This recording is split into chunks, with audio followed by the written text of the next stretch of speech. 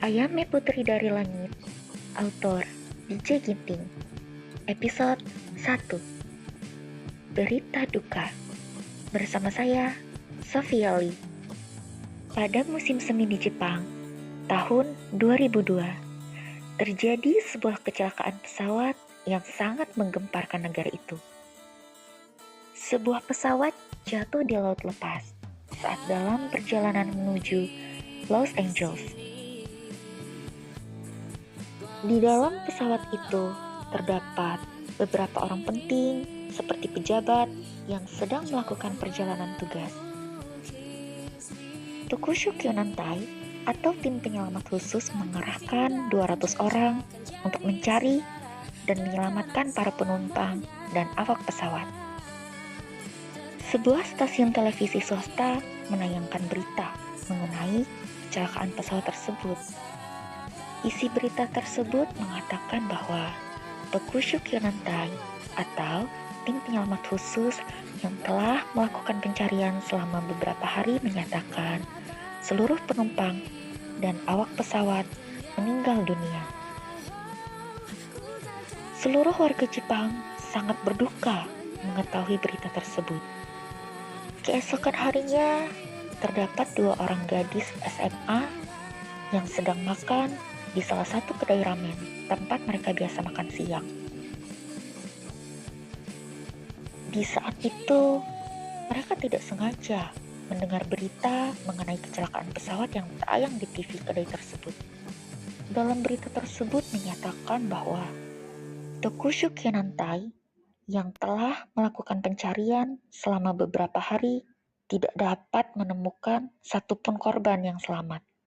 Dalam kata lain, seluruh penumpang dinyatakan tewas, termasuk kru dan pilot pesawat. 特定された被害者の一人は浜田聡という人物です。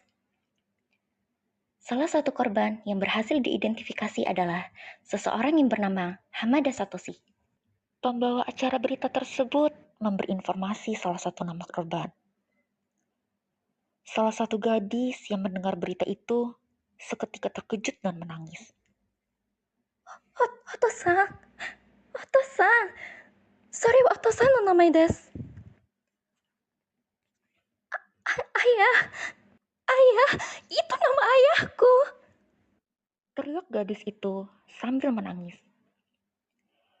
Semua pengunjung yang ada di kedai itu pun terkejut. Sayaka, wanashi naiteru desu ka? Sayaka, kenapa kamu menangis? Tanya temannya. Yuri.